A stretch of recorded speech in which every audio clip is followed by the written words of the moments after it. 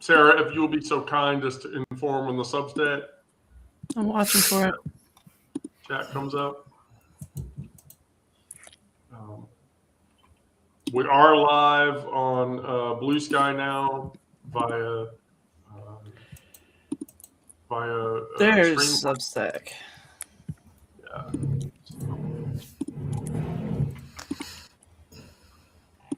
Bugs. Come on, Substack. Come through. Come through YouTube. Come through.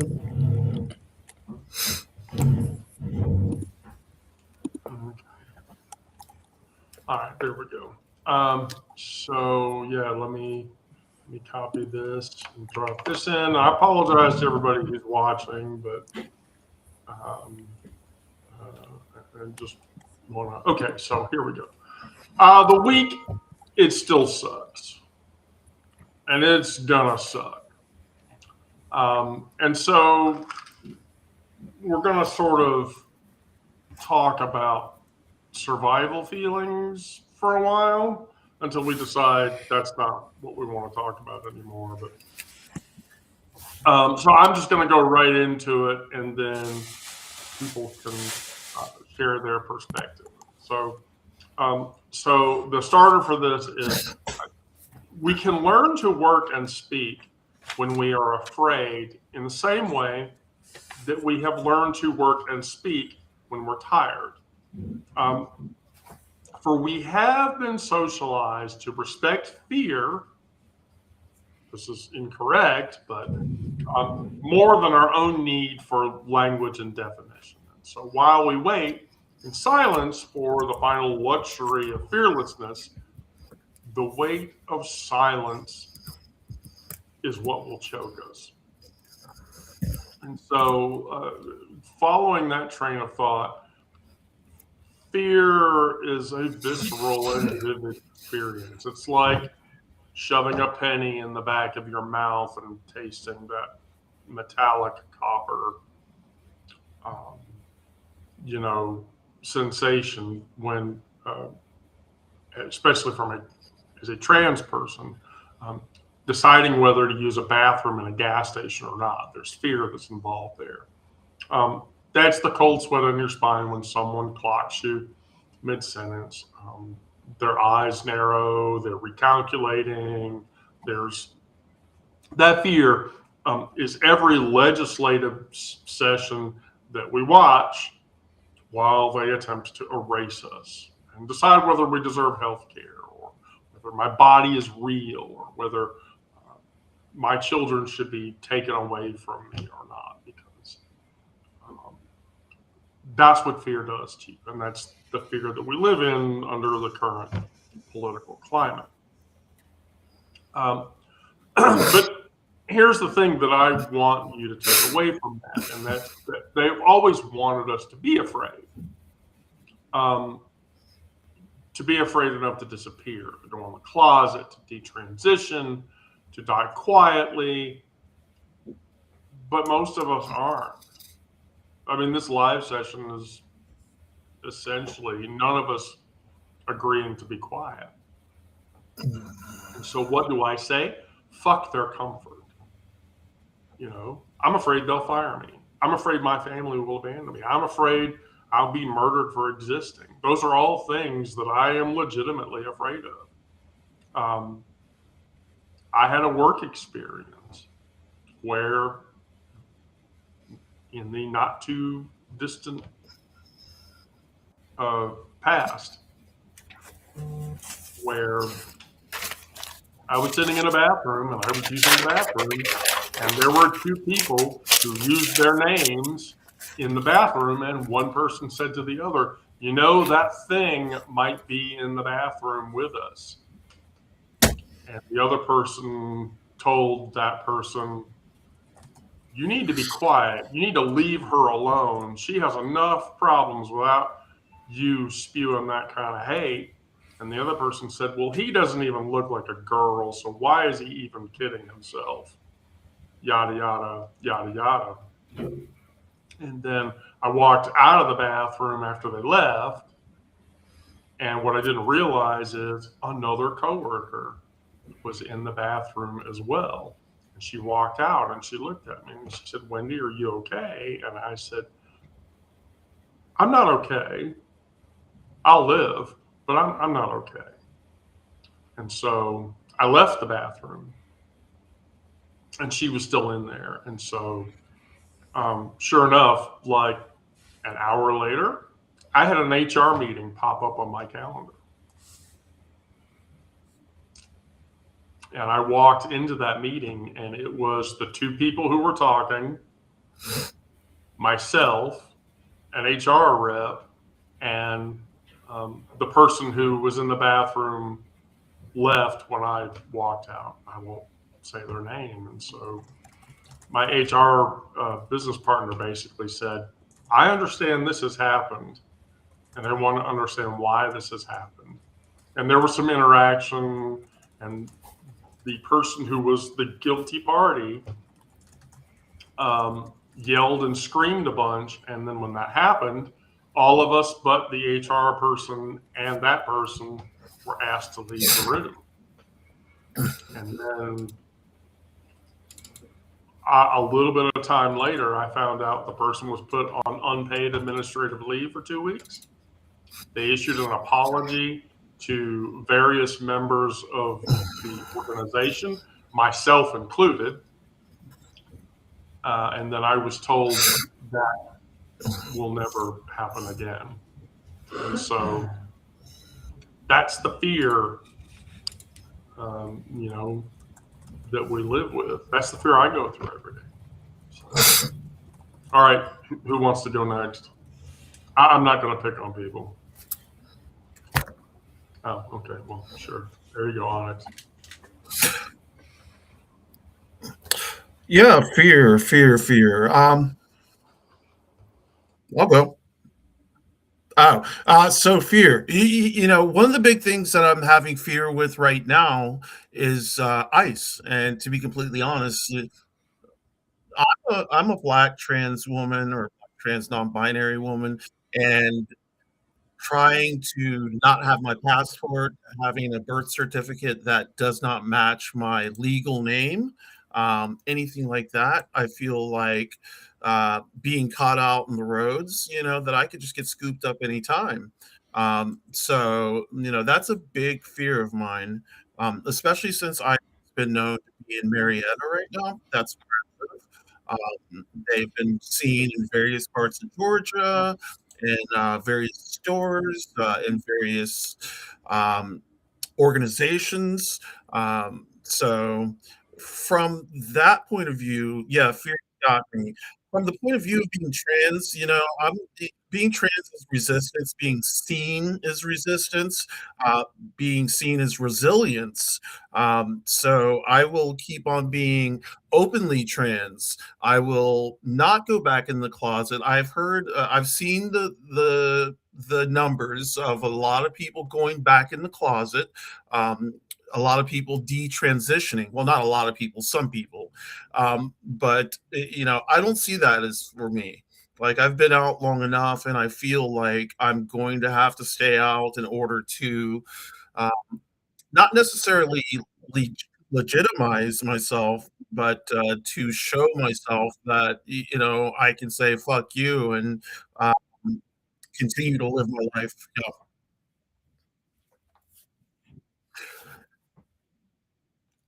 At work, I've never had any kind of problem, or when I worked, I never had any kind of problem with my presentation.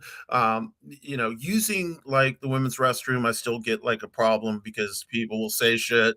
But I still do. Like, the only time I'll use the men's restroom is if the women's restrooms are like clogged up, and then I have to go to the bathroom really badly. But other than that, yeah, I never in the men's restroom. I don't trust men in the men's restroom anymore.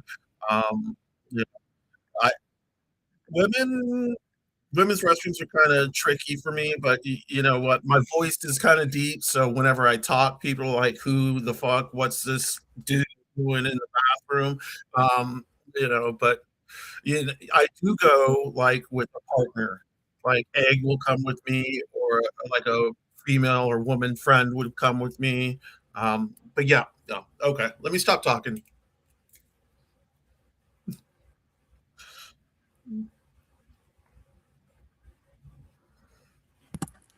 Wendy, Now I'm we're gonna gonna pick on people. no. Yeah. So, on the bathroom fear thing, I've there's all this propaganda about us being predatory in bathrooms, and like none of that is based in reality. And the facts are that we're much more likely to be the victim of that kind of assault than a cis woman is, and the like they are at risk, but it's not from us, it's from cis men. We have the same predator, and the only place that, or the only bathroom I've been assaulted in was a men's room. But that was like pre-transition, and I just wasn't manly enough. So, because the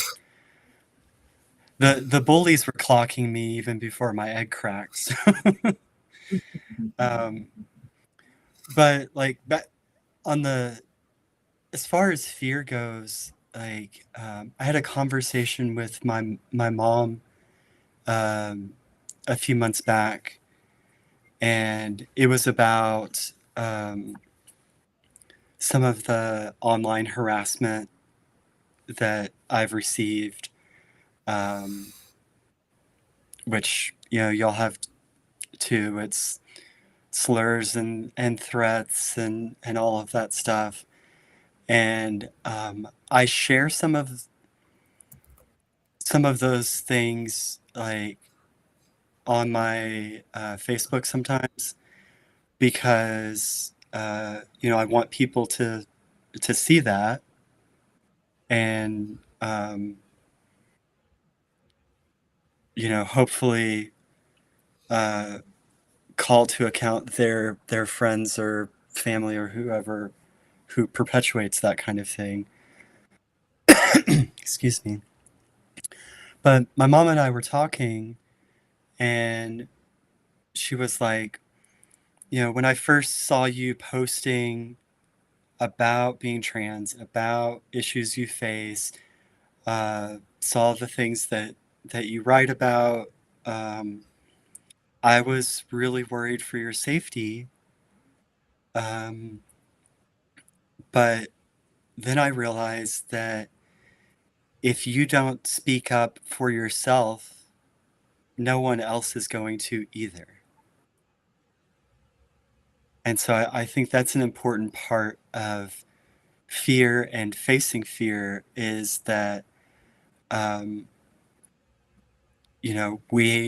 we have to face it. We have to speak up. And as we speak up, that's how we gather allies to speak up when we're not there.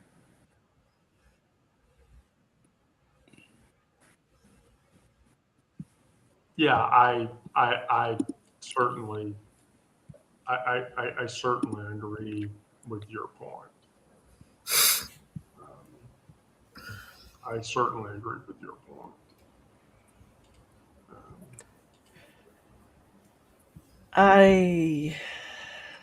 Without touching on the political stuff, I feel like my fear has been replaced with rage. And that's basically what's sustaining me at this point. That's... yeah, I can't verbalize it any more than that. So your fear is replaced by rage and anger. Mm-hmm. Does that happen because of your inability to act? Probably. your fear that what action you can take won't have an impact? Yes.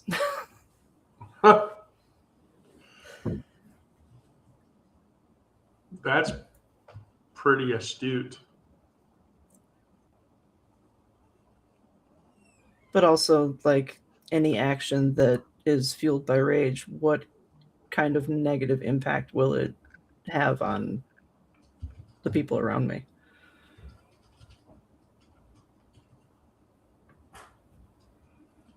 Because anything that's fueled by rage is not going to be pretty. It's not going to be organized. So I guess fear of that. I don't necessarily think that's something that you should be afraid of.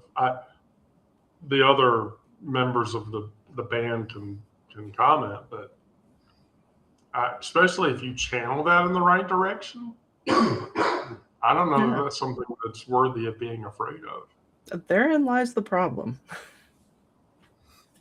The channeling, is that the... Yes.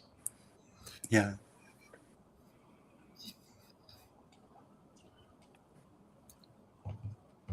That becomes power.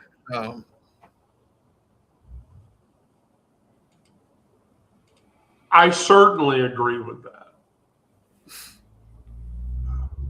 Yeah, I think so. It's the channeling part, the focus that may be needed, and that's hard to do when you're in a heightened emotional state.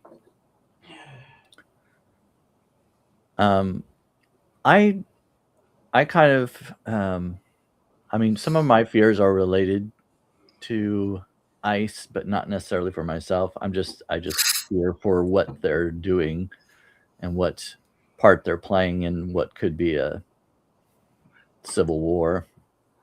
But and of course then it becomes, am I going to be labeled as a domestic terrorist and that kind of thing?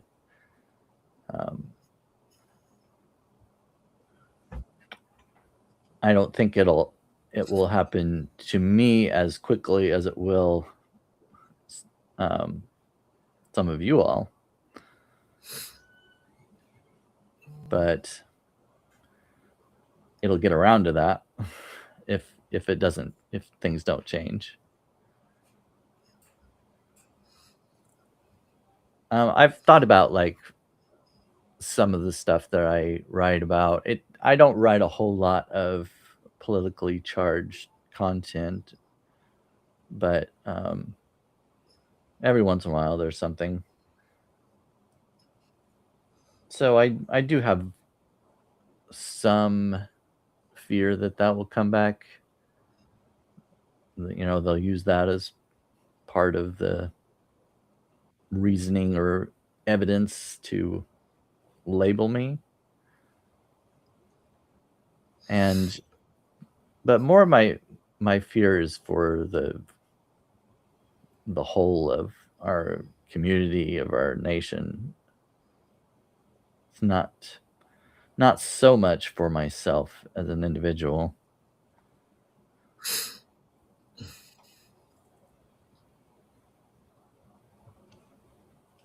I think what you're suggesting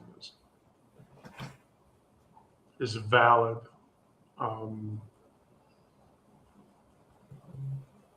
You know, speaking from purely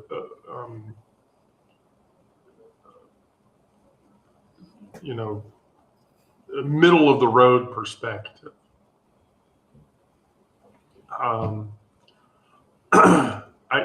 I feel like, and Onyx, you're certainly going to have an opinion about this. In a racist society, it is not enough to be non-racist. We have to be anti-racist. The same can be said for in a transphobic society. We can't be not transphobic. We have to literally be anti-transphobic or anti-homophobic. And we have to call that out. And the reason for this is that neutrality serves as oppression. Silence enables violence. I'm saying I'm not a racist or I'm not a transphobe or I'm not a homophobe means nothing when you watch injustice unfold and you do nothing about it. Anti-racism, as much as anti-transphobia, anti-homophobia, and anti-rhetoric, requires an action. You amplify marginalized voices, you confront bias, you redistribute resources, you challenge systems, you show up. That applies itself even beyond racial and gender and orientation barriers. Anti-fascism, anti-transphobia, anti-ableism, all demand the same kind of active resistance. You just check yourself every day. What did I do today to try to dismantle that oppression?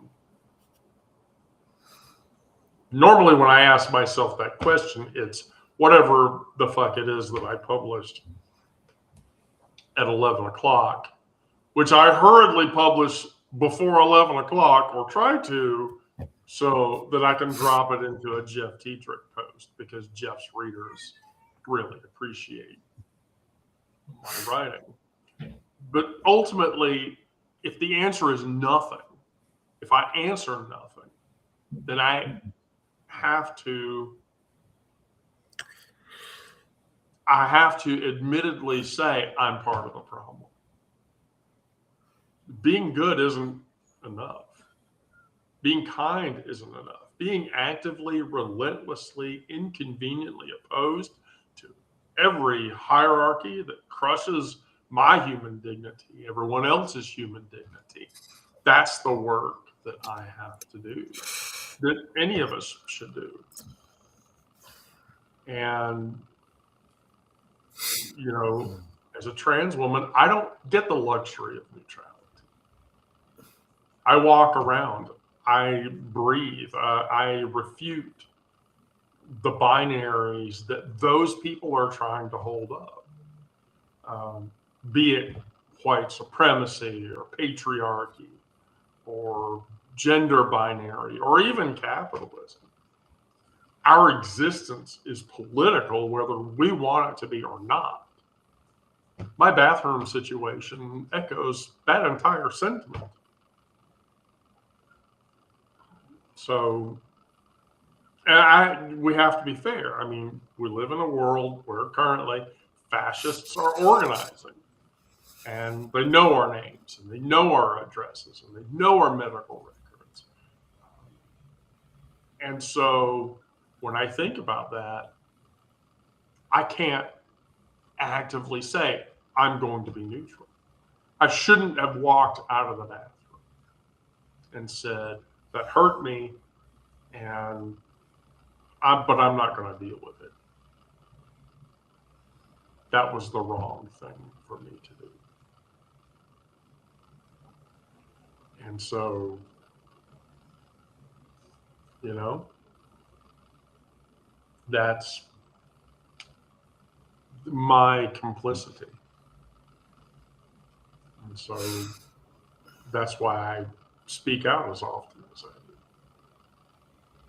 So now I'm going to pick on Miranda.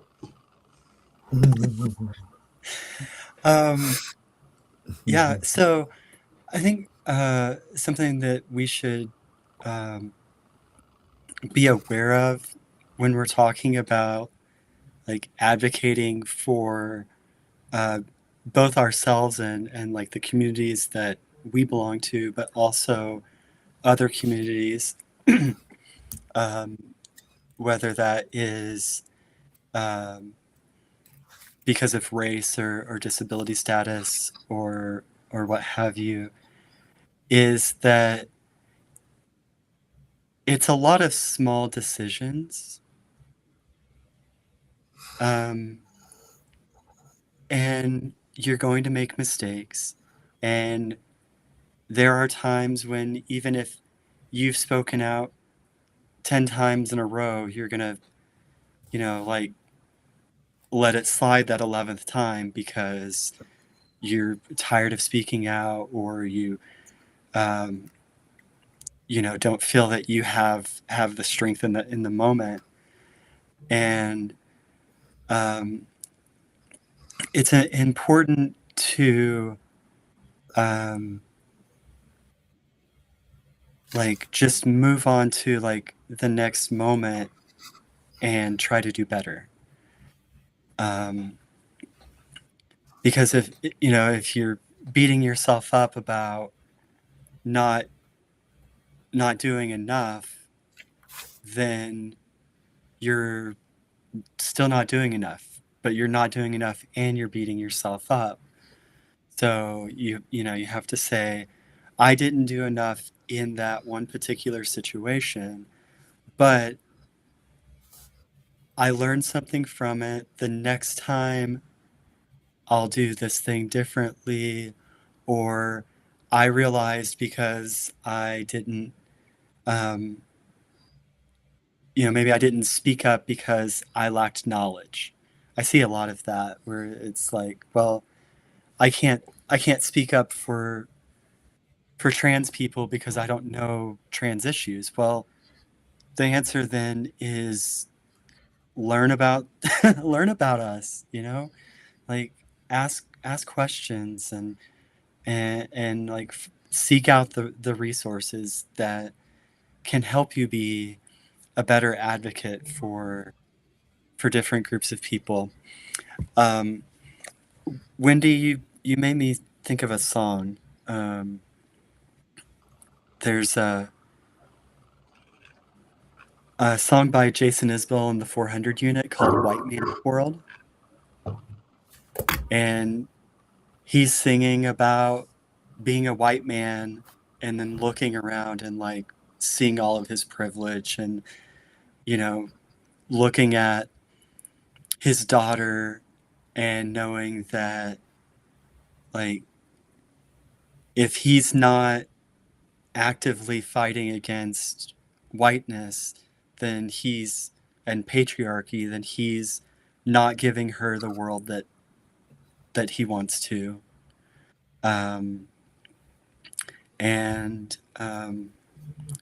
There's a particular verse where he's talking about one of those moments of inactivity and being silent in a situation where he should have spoken up. And that goes, I'm a white man looking in a black man's eyes, wishing I'd never been one of the guys who pretended not to hear another white man's joke. Oh, the times ain't forgotten.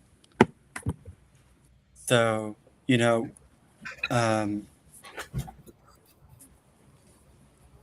I think that speaks to a lot of things, but it's like that recognition that you didn't use your privilege when you should have is a step toward using your privilege the next time you're in that spot.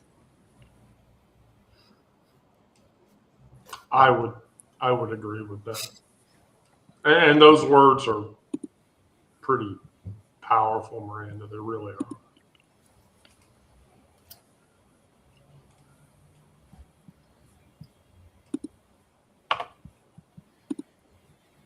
She'll eventually see, right?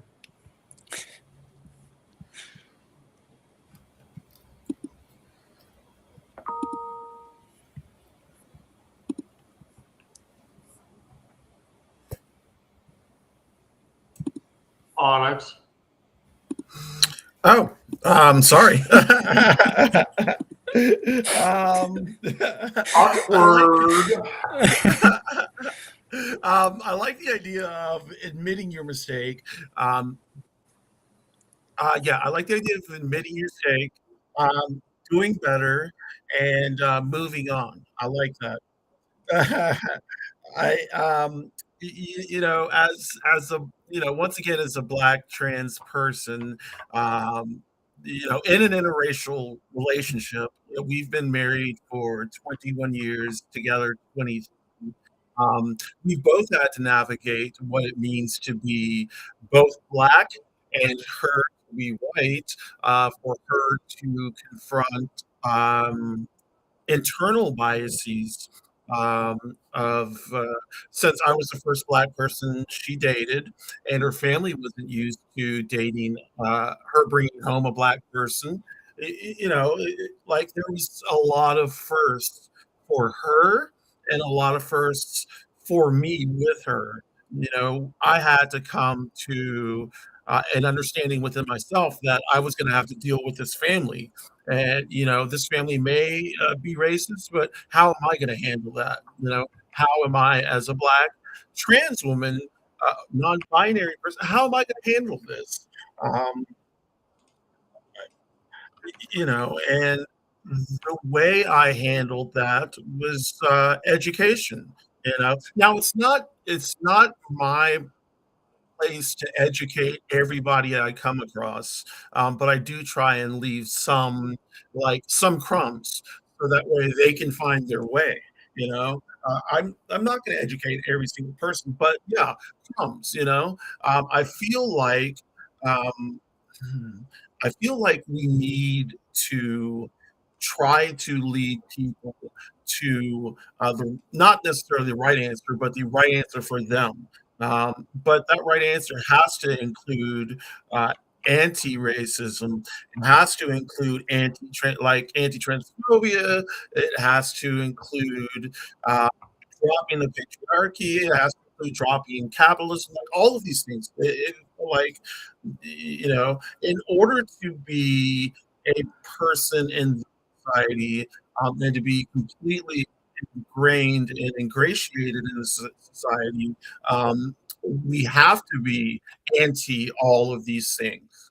That's the only way this is going to work as a people and as a global unit.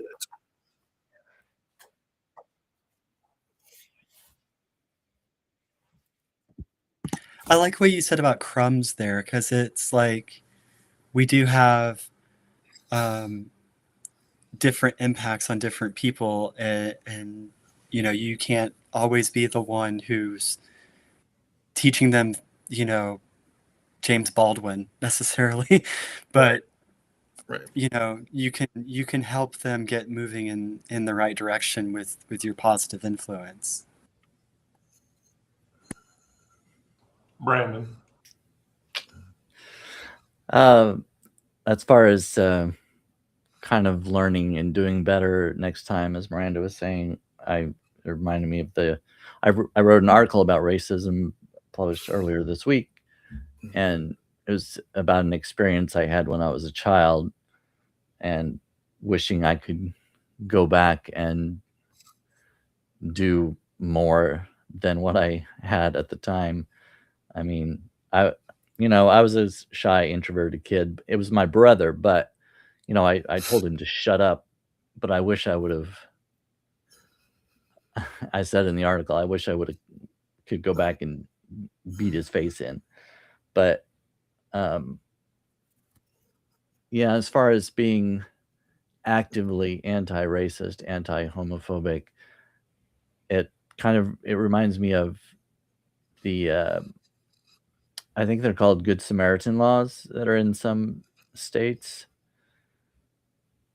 And I never knew those even existed until the series finale of Seinfeld, when they were, standing around watching as some guy was getting robbed, I think it was, and they did nothing and were arrested for it because they were complicit. Basically, they didn't do anything to stop it, and I think that kind of goes back to this subject. If you hear a transphobic, homophobic, racist joke and just ignore it, if you hear someone else saying it and you just don't say anything, you may not laugh, but you may not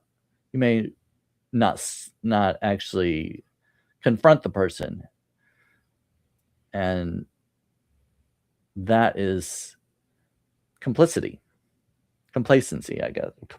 Complacency, are those Complicity. complicity? Yeah. Sometimes I get my words mixed up, even when I'm not high.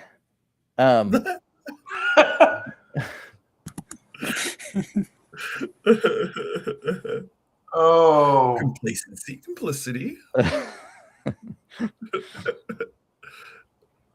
Anyway, yeah, I think we all need to, and as far as education, like Miranda was saying, sometimes I don't think you need a whole lot of education. All you need to know is that everyone should be treated decently and with kindness. That's the minimum. Like, there's no excuse for not doing that. You can't blame lack of knowledge or lack of experience or whatever else. There should be a level of decency in everyone.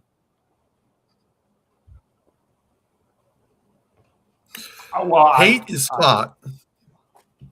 I would readily agree. You were saying, Oh, hate is taught. Everybody, yeah. like when you're born, it's not hate. There's like, Yeah. yeah. I mean, I guess you really just have things to add, because the idea of people being ignorant of trans issues, it's a cop-out, because I mean, every adult has a concept of human rights and decency, and I mean, we all know what the golden rule is. If you don't want to be treated that way, why treat somebody else that way? I ran into a similar instance with my mother-in-law. We got into a pretty heated argument. She didn't understand my stance on what was going on with the stuff in Palestine. And it's like, she says, oh, it's complicated.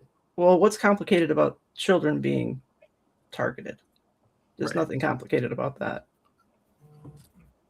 And like, I know I'm kind of skipping around a little, but like when I was growing up, I was always taught, like, believe none of what you hear and half of what you see. So to me, that means like somebody can talk about how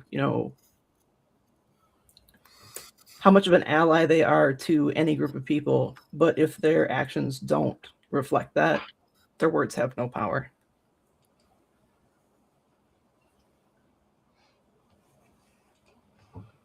I mean, you're not wrong about that. You really are. The problem is with that statement, is that's the way that MAGA's and Trump's base functions. Don't believe anything you hear and only half believe what you see. And they use that methodology as a cop-out for it doesn't exist because I don't believe it. I was doom scrolling through TikTok last night, and there was some dude who was like, I don't believe gay people exist. And it's like, wow, that's quite a statement. I'm a ghost. I like wanted to comment on the dude's message and say, are you sure about that? Because I want to be, and so then later in his spiel, it was, I don't believe they exist because they're demons, or they're people who are possessed by demons. And so I was close. Ghost, demon, something. Yeah, ghost, demon. I mean, can I at least be a cool, tabletop RPG monster if you're gonna put me into that category or whatever? I mean, ghost and demon, it's so boring. And it's so retentive. So I don't know. With we're in the final segment of the show. I don't know if you saw my foodie and practicey moments from the day, but I figured we could talk about those because one of them will make Brandon cringe. Oh dear. Um, Oh no. okay, you ready, Brandon? No. At least he's honest. Well, here, let's put Brandon up on the top, so everybody can watch Brandon react. Now, I know this person over here is going to react when I say this too. Are you ready? Here we go. Ready? Bake your bacon. Bake your bacon. Okay. Yep. No. I've heard of people doing that. Yeah. I Why? can't. No. I can't. Huh? Why not? Why can't I? Yes. Why can't you? You have a stove. You have I an oven, bought a right? bacon press. Why would I bake my bacon? I can't use the press with it. It's delicious. What the What's fuck a is bacon press? It's like Yeah. a press that you use for making smash burgers, but you put it on top of the bacon so that it doesn't shrink when you cook it. Yeah, just like restaurants. What? I have never heard of this technology, Brandon. Do you know what they're talking about? I haven't heard I of a haven't- bacon press. I've never. Do I heard of need a to go bacon get press. it? I'll go get No, it. no, I don't need it. It's cast iron and everything. So whether or not I bake my bacon depends on application. Like a lot of times if I'm cooking, like eggs and bacon, I want to have some of that bacon fat to cook the eggs. So, then I might cook the bacon in the pan. Yes. But, otherwise baking the bacon makes a nice, even, crispy slice of bacon. And you can do more fun things like candy it and Yeah. yeah. But So here's the thing: like, if you bake the bacon, I mean, like, especially if you bake it on parchment paper, doesn't the parchment paper like soak up a super shit ton of the grease? No, it's like It It's does, not but some of it absorbative at all. pulls. Right. Some of it pulls. Okay. Well, I thought you usually bake it on a I do like a wire rack. Yeah. Like Yeah. something that to catch So the the grease fat underneath, so fat it's just not. drips underneath. Yeah. All of my experience with baked bacon has been not crispy. I don't eat a lot of bacon actually. I don't I don't eat buy that it. much either. It's We have it I every don't- once in a while. I I don't like a thought lot of everybody fried liked- things. I thought everybody liked bacon. Oh, I love Like, bacon. bacon. We I just thought have it every once in a while. bacon's a staple to certain. Yeah. I mean, Waffle I've heard House. that it's like I just don't. It's fine, but I don't ever buy it. All right. Well, gosh, I mean, I really thought the first of my food and nourishment items for today's daily. I was sure that was going to be the one that was going to get to me. Okay. All right. Start a broth bag. Okay, I read just a mention of a broth bag. I do not know what that is. What is a broth bag? I have one of those Okay, actively so- going in my freezer. You do? Know What is it? You know the story? Do you know the short story? Miranda will know what I'm talking about. Do you know the short story of Stone Soup? Yeah. That's what it is. So basically, you get a random broth of whatever variety, beef, chicken, or vegetable, or whatever. And so then you cook through the week. And as you cook through the week, the leftover vegetables that you have from whatever it was that you cooked go into the bag. And then at the end of the week, you basically make a vegetable Broth. stew mixture, whatever, and you eat that as a meal. Okay. Okay, that's not how I use it, but okay. I mean, it's basically free nutrients, zero waste. It will flavor the shit out of the broth that you put into it, and you can make an entire soup out of it. Very recently, I'm an Aldi's shopper, so one of the things that I get at Aldi's is this freezer bag stir fry noodly thing or whatever, and it didn't have enough chicken protein in it. So don't laugh when I tell you this, but I ordered a bunch of chicken McNuggets from McDonald's. Diced those up, put them into the mixture, mixed it up, and it was actually really good. So, okay, I have a problem so far. Right okay, now. problem so far. I want to hear this. Where do you shop again? I shop at Aldi's. It's Aldi. It is Aldi. Okay, I'm sorry. Oh my God! I feel like you're judging me now. As soon as he said I have a problem, I was like, yeah, he's about to do the pedantic thing, and it's going to be Yeah. Right?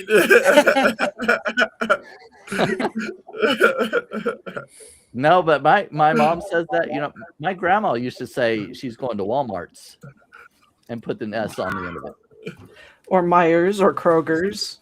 Well, I like with Yeah, Gizmo, Kroger's. Yeah, when Gizmo was like 8 or whatever, Gizmo would never call it Target. Gizmo would just call it the Big Red Ball store. The store with big red balls. Wait a second. I'm not gonna go there with my 8-year-old.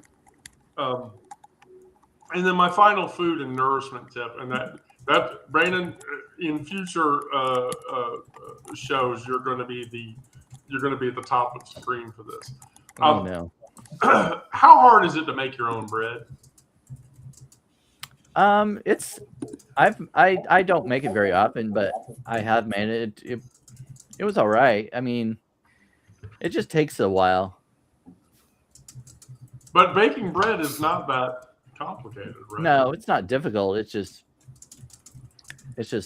the length of time it takes waiting for it to rise, and then again, sometimes it depends on what kind of bread you're making. But yeah, it's not difficult. Yeah, it's a little bit time consuming. It can be messy too because you're getting out all this flour. Well, so now Elaine raises this point, so I'm asking the culinary expert of our group. Oh gosh, don't Yes, ask. I consider that's not me. Brandon the culinary expert of our group. Is a bread maker worth the money? Oh, well, I don't. For one thing, I don't like the space it takes up. Yeah, because they're so big and bulky. Yeah, I have an air fryer that somebody gave me, and that's bulky enough. But I like my counter space, and if I've got this huge, because a bread maker is fairly good size, and I don't want to have it out all the time, and also don't want to taking up space in my cabinets and stuff like that. So for me, I'd rather just make it homemade without the bread maker, just because I don't want to deal with that thing all the time. Because I don't break bed. I don't break beds. I don't break beds. Are you sure about that? try harder. I don't. Wow. I don't break beds or bake bread, either one, very often. So for me, it probably would not be worth it. It's if you want, I guess if you did it a lot, and especially if you were gonna sell it at a farmer's market or something like that, then maybe it might be less time consuming and stuff like that. But for me, no, it wouldn't be worth it. Mm-mm. We used to have one, but we have to do gluten free because my wife and and younger kid have a gluten allergy. And even though there were like recipes that were like, here's how to do gluten-free bread in a bread maker, it always came out too dense. Mm. Okay, well, for the final bit, we're gonna pick on Sarah. So day-to-day life practice. So people will laugh, but I have the ADHD cleaning journal to remind me to do shit around my house. And so one of the things that this thing teaches you is the first place rule. Do you know about the first place rule? When you are looking for something and it's not the first place you check, that's the place you should always put it.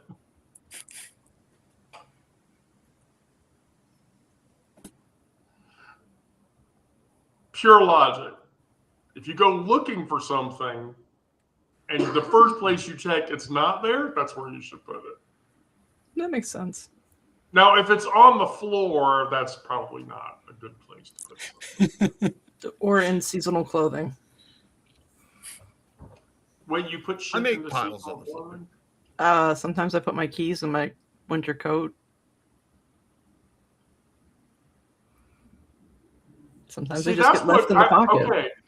I just want to ask. I have a healthy use of command hooks. Am I the only person that does this?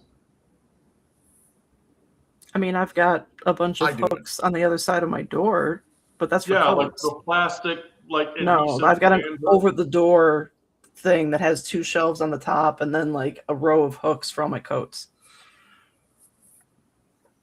Really? Yeah, that's what we have too. We've It's got one like of those in the my bathroom coats, for my towels. wife's coats, and the kids' coats. Okay. I can't get command hooks to stick to my walls because I've got plaster. Mm. It just Really? tears holes. Yeah. I had one on the wall over here, and it was holding a hat, and it kept falling off the wall. A hat's not that heavy. I know. Did you cry at the drop of your hat? No. I might have said, "What the fuck?" Buy 40 pairs of the same socks. I agree with that. You find the socks you like, buy dozens, throw out all the others. Never match socks ever again. One gets a hole, throw it away. You still have 39 identical mates waiting to take its place. Should that become a problem, buy bulk socks. See, but I have a problem with this. And the problem with that is this. So I love very high length socks, like that go well above the knee. Buying 40 pairs of those would be severely problematic because and they don't sell those in the bulk pack. No. Your options in the bulk pack are like crew socks and like ankle socks or whatever. And then like a nonsensical trans woman, I bought like 3 pairs of the fleece lined tights that look like you're just wearing tights or whatever, and so but those deteriorate over time. And then I bought like they swear they're no tear opaque tights or whatever. Oh, they tear all right. So the 40 pair of sock thing, like if you're a Bombas wearer, she's a Bombas wearer. She wears Bombas. So I get. But the problem with Bombas is like if you order a big pack of Bombas, invariably they're not the same color. And so that sort of like sticks that one out. I bought my first Now pair I have of another pants last cooking year. one. Yeah, I have another cooking one, and this is going to end up being a Brandon question. Oh But dear. Sarah can maybe answer this question. So make coffee at home. So Starbucks is fucking a highway robbery, right? You go to Starbucks, that's like too much money. So I if you completely buy agree. like a Reveal espresso machine, and okay, really? You've already been to Wow. Starbucks today, Brandon? Is that what No, you're telling me? I had a gift card that I got for Christmas. So this is not my own money. Okay. So the question is, like, if you buy a Reveal espresso and coffee maker, is that a financially worth it endeavor? I would say so. I mean, Miranda, you have a pretty extensive coffee setup, right? Mhm. And you don't buy Starbucks coffee, No, but you walk to the coffee house and you buy their Yeah. coffee. right. But the thing with going to the local coffee shop is I'm going for the vibes and the environment and the people. Right. And so spending a few extra bucks for the coffee versus what it would cost me at home is, you know, paying that for that point- experience, I guess. Yes, you're paying for the experience. Yeah, there's human interaction there. So But we it's have funny. our main coffee machine is one that has different settings for like regular brewed coffee, extra strong, so you can make iced coffee, or extra strong, so you can do like not quite espresso, but it's still a little bit stronger. So if you want to steam some milk or whatever, Right. that's an option. Yeah, I mean that tracks. The reason that I would go to a coffee shop. So we're gonna move in like 2 months, 3 months, or whatever. And the place that we've chosen to move, there's like a coffee shop a block away. There's a Waffle House a block away, and there's 2 fairly decent pubs and bars like a block away, block and a half away, or whatever. I'm like, great. That's absolutely perfect. I can live with that. It's acceptable for me to go into one of those places, pay for a beverage, just to get the extra human interaction. Because paying for the human interaction, even minimally, is an acceptable circumstance from my perspective. So, yeah, I would readily agree. I don't know, Brandon, do you go to the coffee shop local to your space very often? Not very often. Working from home, it doesn't make sense to drive into town to get coffee and then drive back to. I mean, you're also, you're spending money on coffee, but you're also spending money on gas back and forth. I make my own coffee every morning, and I have a couple different machines. I have a K-cup machine because sometimes, especially in the evening or something, I just want 1 cup, and to make a pot of coffee that's just doesn't have a lot in it, it just doesn't. I don't know. It doesn't make a lot of sense. But my other coffee pot, I make more of that. Drink that in the morning. I don't often go to Starbucks, but today I was in town getting stuff because we're supposed to have a bunch of snow possibly this weekend, and be really cold, and I'm not going to want to get out. So I just wanted to have everything I wanted. I didn't really need much, but anyway, since I was in town already and I had this gift card from Christmas that I haven't used up, I got a I don't know if you can read it. Grand. Oh well. Okay. Well, it says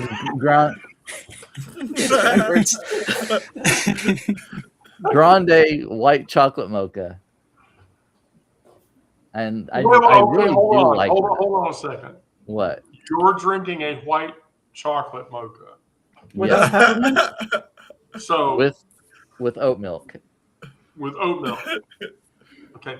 That's literally, if I drink coffee at Starbucks, that's literally the only thing I drink. Oh yes. See, Although I do- most of the time, because I have a, what the fuck? Oh, my phone dropped. Jesus Christ. She's over there just throwing things around again. Yeah.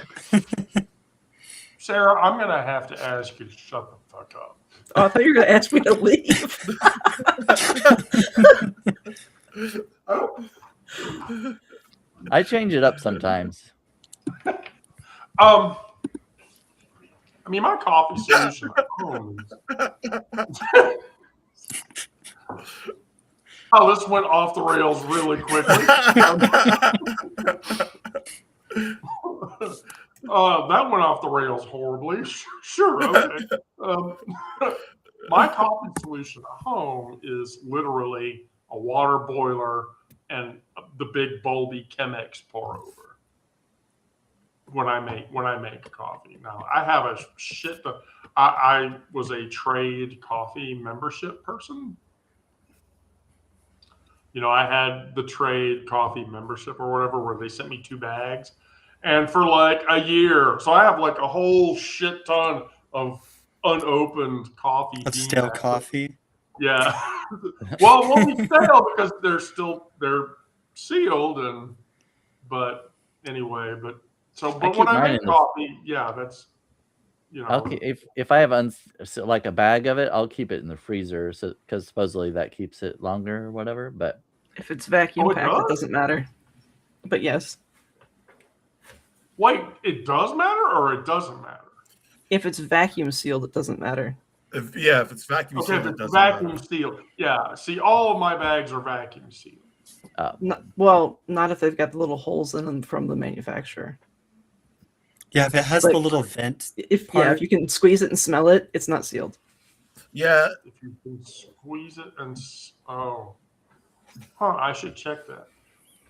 I've got an freezer. impulse sealer that will suck all the air out of it, and then Nice. like the heat seal it. Okay, I was not keenly aware of this. See, for as much as I drink coffee, I am not coffee aware. Of course, I spent a week in Miranda's apartment, and she makes great coffee. So. I know people like that Sarah was talking about that suck all the air out of the room. Yeah. Sure about that? I think so. All right, well,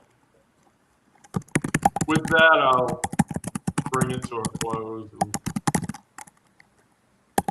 Miranda's typing. Miranda, you sound like you're angry at your keyboard. I was typing quietly. It's like, look. It sounds like the chat room is lit. You know. Yeah. Can you hear that? Is that loud? How That's loud not is that loud. Darn. That keyboard is intentionally loud. So we're tired, and we're just trying to get by. And here's the thing: while we're up here having this talk, you know, there's people out there who are trying to undermine us getting through and surviving all this bullshit. But they keep miscalculating. And why? Because we've been dying and surviving and thriving in cracks of their system for generations. That's not going to stop. I'm not going back into the closet by any means.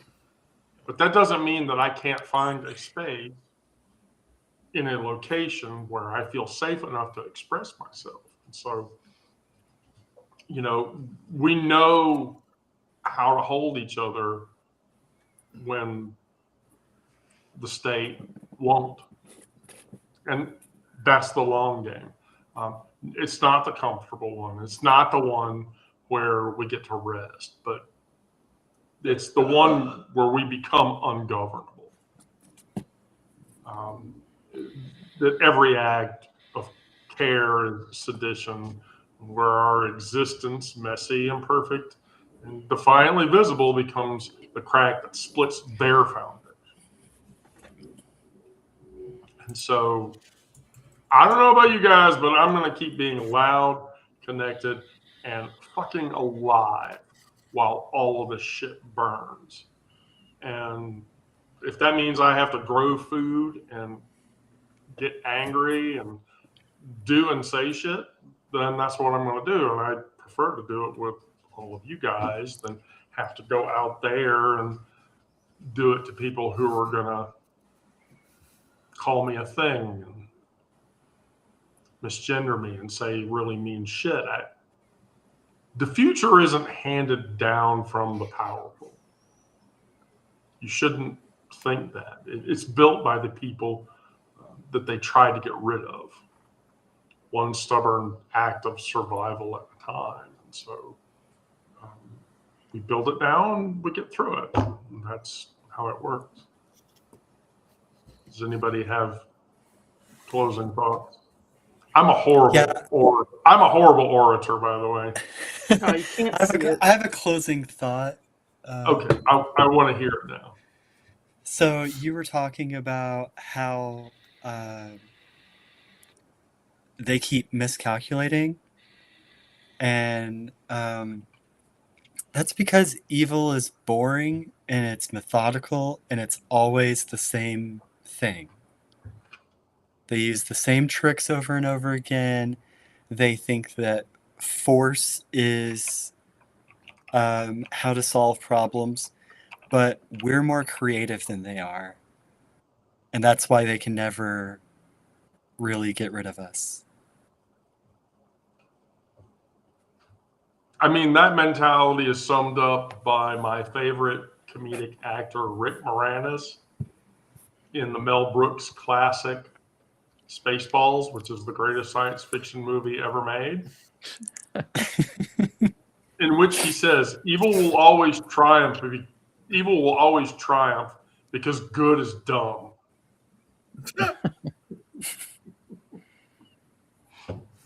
Now, ultimately, when he says this, it is within moments that he hits the self-destruct button on Mega Maid, causing her to explode and evil to actually lose. But yeah, they miscalculate because they expect our complacency. And we won't be complacent. I mean, I'm not going to be complacent. I wouldn't expect either of the four of you to be complacent either. Complacency is not fun anyway. The only thing I'm going to be complacent in is this being a problem. Yes. Right. Yeah, I agree 100%. So, in closing, I can do this again tomorrow at 1 o'clock. Do you guys want to do it? Yep, let's do it. Sure, why not? It's Friday. Not sure. Oh, not sure. But we can tee it up with 4 people.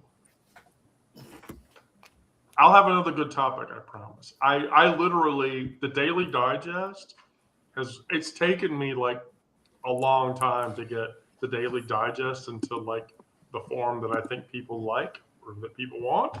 And I'm almost down to like, I've hit that sweet spot. So from a topics perspective, I maybe should have realized this like 8 months ago, but I didn't. So, oh well. Anyway, all right. Well, Miranda, Brandon, Onyx, and Sarah, thank you, all 4 of you, for. Don't listen to her. Don't make the noise. Don't stop making the noise.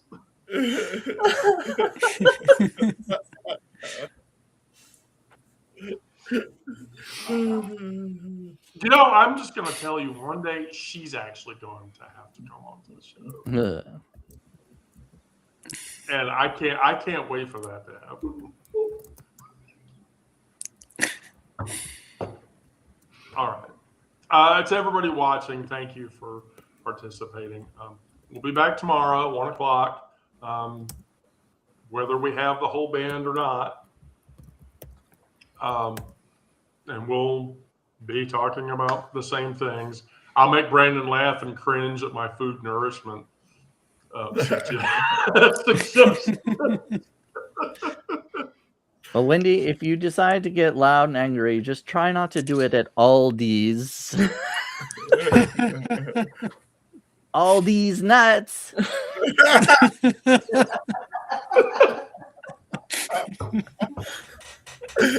How did I know you were going there? Right. It was the perfect setup. It was so obvious, though. Aldi's nuts. Now you got her doing it. You're the end of the shit. Oh, okay. To everybody watching, be good. Do good things. Stay safe out there. We can't do this without you guys watching. I can't do this without the band, which I never want the band to break up. Let's just promise never to break the band up.